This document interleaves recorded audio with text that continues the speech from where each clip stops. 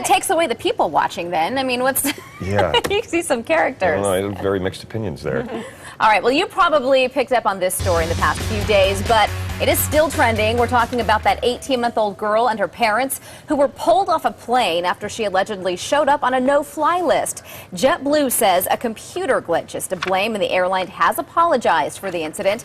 But that might be little comfort to Rihanna's parents, who say getting pulled off the plane by TSA agents was humiliating. It was an overgrown circus act, but we were the featured freak show that was put on display for everybody to come and take a look at. The TSA says the girl wasn't on its terror watch list, and that's why she wasn't stopped at the security checkpoint. So what is your reaction to this story? It seems like there was just miscommunication or lack thereof. And you've got little ones. How would you feel if one of your children was pulled off? I might feel better. I might be able to sleep on the flight if... Oh, Ben! Everyone was like, oh, get that kid out of here. She's keeping everybody awake. I'm just kidding.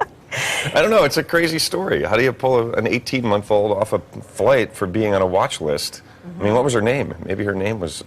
Rihanna or Rihanna? Rihanna, Yeah, her parents filed because it was, they didn't want to be seen, but they were of Middle Eastern descent, and they felt like that's the reason. Right. So they pulled them off, and then they admitted afterward that, no, she wasn't on the list. You weren't on the list. And then they said, you can get back on? And they said, no, we don't want to. They were humiliated. They were completely done at that point. No thank you is what they said. I don't know. I think JetBlue has been in the news for a lot of strange things lately. What do you think of airport security, though? You fly quite a bit. I do. I fly all the time. What do you think of it? Is it too much? Are they too invasive?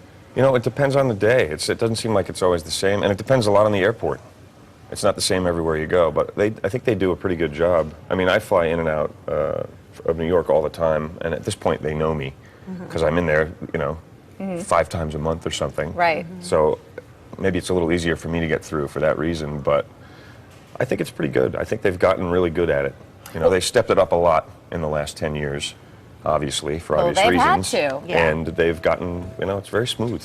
Well, we asked you to put yourself in the parents' shoes, and this is what you said. Yeah, Herbert Garon says this child was profiled racially, and the parents are right to be mad. They are getting out of hand at the airports. This family should sue the airlines and the airport. Peter Yojanovic, I hope I didn't butcher your name, says, bet the families of the victims of 9/11 would have accepted these security measures. Justin Morris, I'd sue the pants off them. And James Finstrom saying the TSA has stopped 0 terrorists. Mixed opinions there. Keep the conversation and the dialogue going. And it's not too late to get your questions in for our guest today.